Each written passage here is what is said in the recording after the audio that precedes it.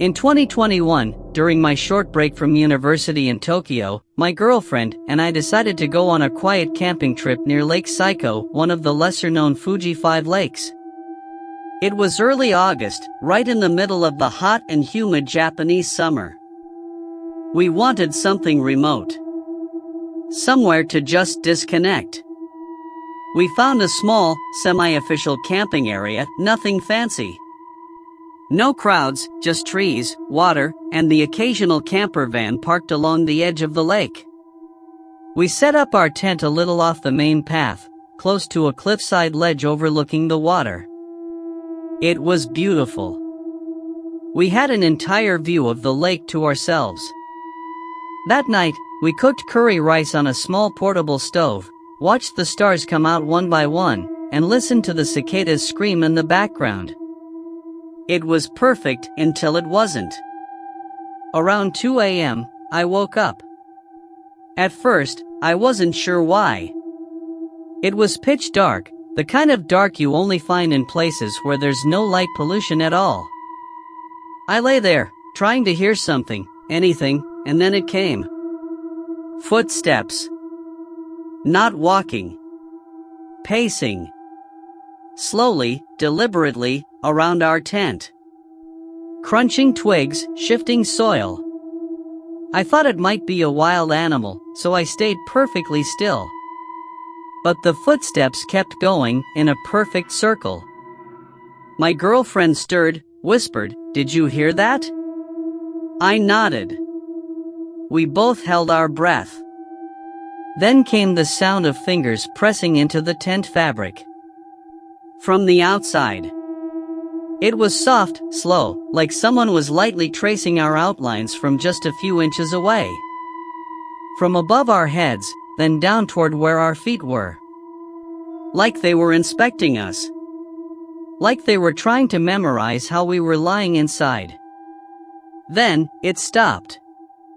I reached for my flashlight, silently counting to 3, then unzipped the tent flap and shined the light outside. Nothing. But about 20 feet away, what looked like another tent. A dark green, single-person tent. The weird thing is, that tent wasn't there when we went to sleep. We stared at it, confused. Maybe someone came in late and set up camp near us? But that wouldn't make sense. We'd have heard a car. Or movement. Or the sound of someone driving stakes into the ground. This wasn't a soft setup. It was hard earth. We tried to shake it off and go back to sleep. But I couldn't. Not really. Around 4 a.m., just before sunrise, I peeked again. The other tent was gone. No sounds. No movement. Not even footprints in the dew-covered grass. Just an empty space where the ground looked slightly indented, like something heavy had been sitting there for a long, long time. When the sun came up, we checked more closely. In the spot where the tent had been, we found burned grass. Blackened, as if something had smoldered there for hours, but there were no ashes. Worse, when we looked at our own tent's fabric from the outside, there were 3 faint scratch marks. Like someone with long, thin nails had gently dragged them across the surface. They weren't tears, just surface-level markings. We left right after breakfast. And on the way home, I asked a friend who's into Japanese folklore if he'd ever heard of anything like that. He told me stories. About things called kitakitsun, wandering spirits or creatures that mimic human behavior in order to be welcomed in.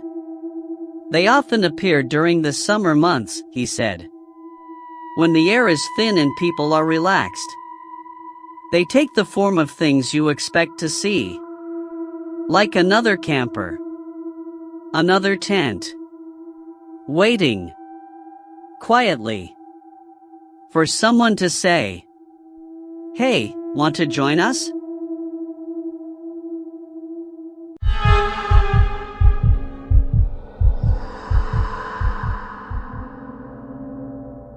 This happened back in 2017, when I was still in high school. During summer break, I joined a volunteer camp in Miyazaki, down in southern Japan. It was part of a program that helped clean shrine grounds, maintain hiking trails, and assist small villages with basic restoration work. There were about 20 of us students from different schools across the country. We were each assigned to a cabin in the forest, built decades ago by the shrine caretakers. The cabins were simple, wooden floors, no insulation, creaky windows, and mosquito nets instead of AC. I was put into cabin 6 with 2 other guys, Makoto and Hiro. Both were quiet and friendly. But I noticed something strange immediately. The air inside that cabin was cold. Not like a refreshing breeze, but dense. Chilling. And it never changed, no matter how hot it got outside. Everyone else was sweating like crazy. But cabin 6 felt like a fridge. On the second night, I woke up at around 2:30 a.m. There was no sound, no cicadas, no rustling leaves, nothing. I was lying on my side when I heard a soft whisper from behind me. Someone saying my name. Not shouting. Just a dry, breathy, "Hey, wake up." I turned over, both Makoto and Hiro were dead asleep. I convinced myself it was a dream. The next morning, Hiro casually asked if either of us had been tapping on the wall. He said he heard it over and over, 4 quick knocks, then silence. Makoto said nothing, but he looked tense. That night, we played cards to stay up late. I brought it up, and Hiro admitted he had seen something. A figure, female, with long black hair, standing outside our window, not moving. He said she didn't look like a person. Her body was too stiff. Makoto didn't laugh. He didn't even smile. He just said, "If she talks to you, don't talk back." It sounded like a warning. Like something he already knew. On the 4th night, we left the lights on. Around midnight, the light began to flicker. Then it just shut off, and the room went completely black. None of us said a word. Then the door opened. On its own. No wind. No sound. I grabbed my phone and pointed it at the door. In the weak glow from my screen, we saw the edge of the frame, and for a split second, a hand pulled back around the outside corner. Not a shadow. Not imagination. A hand. Thin, long fingers. Pale. We bolted. Ran to the main lodge barefoot. Woke up a staff member, a caretaker in his 60s who worked for the shrine. When we told him what happened, he didn't even blink. He said cabin 6 had a history. Back in the 1960s, that cabin was used for a kind of ritual quarantine. If someone in the village was suspected of being possessed, cursed, or spiritually unclean, they were locked alone in that cabin for 7 nights. No talking. No contact. Most of them didn't last past the 3rd night. The caretaker said the ritual was banned decades ago, but the presence never left. He warned us. If something calls your name at night, and you answer, it might enter. We moved to a different cabin the next morning. Cabin 3. Warmer, louder, full of bugs. But honestly, I welcomed every mosquito bite after that. To this day, I still don't sleep near windows. Especially not if they face the woods.